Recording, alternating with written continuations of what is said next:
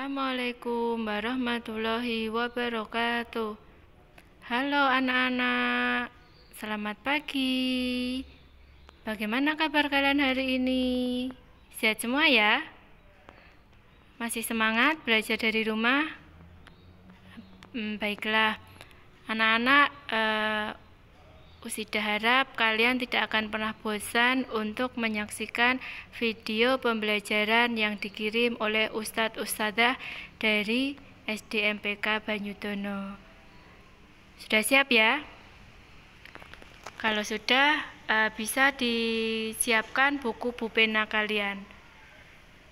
Baiklah, sebelum kita mulai pembelajaran pada pagi hari ini, marilah kita awali dengan membaca basmalah bersama-sama. Bismillahirrahmanirrahim. Hari ini kita akan belajar tema 3, subtema 3, pembelajaran 5 dan 6. Sudah siap ya? Kalau sudah, silahkan perhatikan baik-baik. Menyusun informasi penting dari teks tentang perubahan wujud benda. Pertemuan sebelumnya kita sudah membahas ya tentang informasi penting dari teks tentang perubahan wujud benda. Informasi dapat ditemukan dalam sebuah teks. Sebuah teks itu biasanya terdiri dari beberapa paragraf. Setiap paragraf terdiri atas kalimat-kalimat yang efektif. Kalimat efektif merupakan kalimat yang tersusun secara sistematis.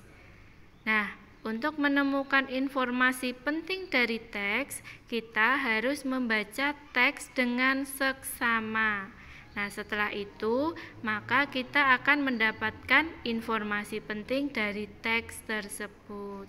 Nah, sekarang coba kalian perhatikan halaman 61.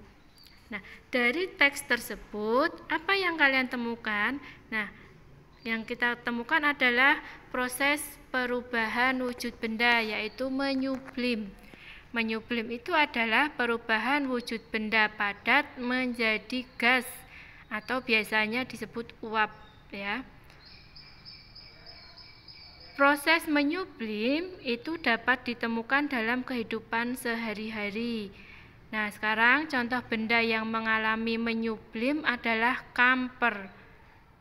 Tahu ya kamper? Kamper itu berwujud benda padat. Namun, ketika kamper diletakkan di dalam lemari, maka kamper akan berubah wujud menjadi gas.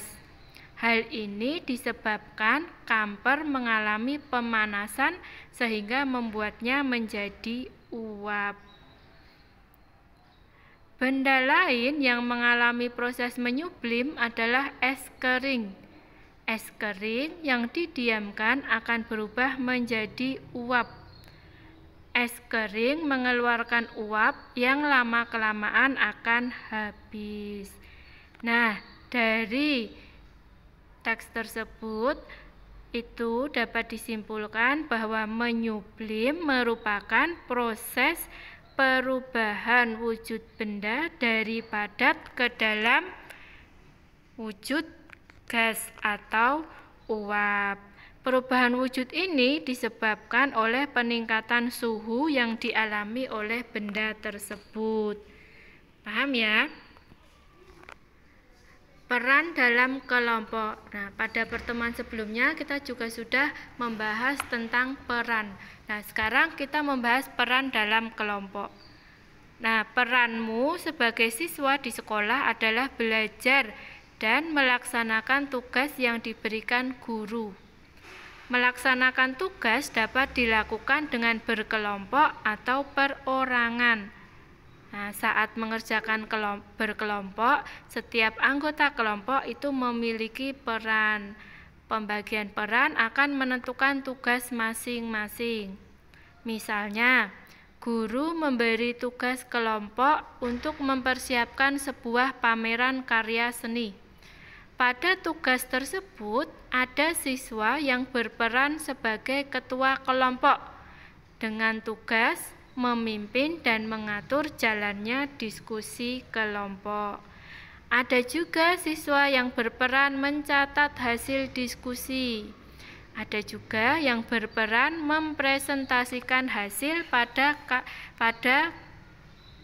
hasil karya pada saat pameran. Nah, pembagian peran itu harus dilaksanakan dengan adil.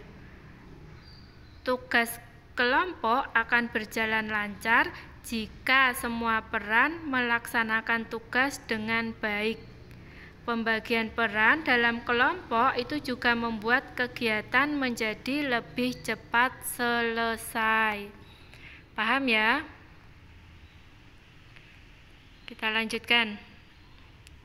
Menyelesaikan masalah kesetaraan satuan berat. Saat menyelesaikan soal kesetaraan satuan berat, itu kita perlu memperhatikan satuan berat yang terdapat pada soal. Jika satuan berat yang digunakan belum sama, maka kita perlu menyamakannya terlebih dahulu. Nah, untuk mengubah satuan berat kilogram ke gram, kita perlu mengalihkan bilangannya dengan 1000 ataupun sebaliknya. Kalau mengubah satuan berat gram ke kilogram, berarti kita perlu membagi bilangannya dengan 1000. Sekarang perhatikan contoh berikut. Ibu memiliki 2 kg mentega. Setelah digunakan untuk membuat kue, mentega ibu tersisa 500 gram. Berapakah berat mentega yang digunakan ibu untuk membuat kue? Tuliskan dalam satuan kilogram dan gram. Nah, sekarang penyelesaiannya. Mentega yang digunakan tadi 2 kg ya, punyanya 2 kg, sisanya 500, berarti dikurangi 500 gram. Nah, sekarang yang 2 kg itu kita jadikan gram dulu. Berarti apa? Kalau kilogram ke gram berarti dikali. Berarti 2 dikali 1000 sama dengan 2000 dikurangi 500 gram. 2000 dikurangi 500 sama dengan 1500. Jadi 1 kilogram 500 gram. Nah, jadi berat mentega yang digunakan untuk membuat kue adalah 1 kilogram 500 gram. Sekarang kita akan belajar satuan waktu dalam kehidupan sehari-hari. Nah, pernahkah kamu mengukur lama waktu sebongkah es mencair dan berubah menjadi air seluruhnya? Kira-kira alat apa yang kamu gunakan untuk mengukur lama waktu es tersebut sampai mencair? Nah, sekarang kita akan belajar macam-macam alat pengukur waktu pada gambar berikut ini. Nah, ini kalian pasti tahu ya, ini jam. Kalian sering lihat ya, ini namanya jam analog. Selanjutnya yang ini namanya jam digital. Paham ya? Nah, jam analog dan jam digital itu banyak kita gunakan dalam kehidupan sehari-hari. Jam digital itu dapat menunjukkan waktu hingga ke satuan detik. Oleh karena itu, jenis jam ini, jenis jam digital itu menunjukkan waktu lebih akurat dibandingkan dengan jam analog. Ya, kenapa? Karena tadi menunjukkan sampai ke satuan detik. Selanjutnya, ini namanya jam pasir. Jam pasir digunakan untuk mengukur lama waktu tertentu, misalnya jam dan menit. Lanjut ya. Ini namanya apa? Stopwatch. Ya. Stopwatch digunakan untuk mengukur lama waktu suatu kegiatan berlangsung. Nah, biasanya stopwatch ini digunakan dalam perlombaan atau dalam olahraga untuk menghitung apa? Waktu. Paham ya? Ayo sekarang ingat kembali cara membaca waktu pada jam analog. Coba perhatikan gambar berikut. Sudah diperhatikan ya? Jarum pendek pada jam tersebut menunjukkan angka 10 dan jarum panjang menunjuk angka 12. Jam di samping berarti menunjukkan pukul 10 atau biasa ditulis dengan 10.00. Paham ya? Lanjut. Pada gambar di samping, jarum pendek menunjukkan di antara 3 dan 4, ya, di antara 3 dan 4. Sedangkan jarum panjang menunjukkan angka 6. Nah, maka jam di samping menunjukkan pukul 3:30 menit atau biasa ditulis 03.30. Paham ya? Nah, kalau sudah paham, Ida cukupkan sekian dulu ya pertemuan pada pagi hari ini.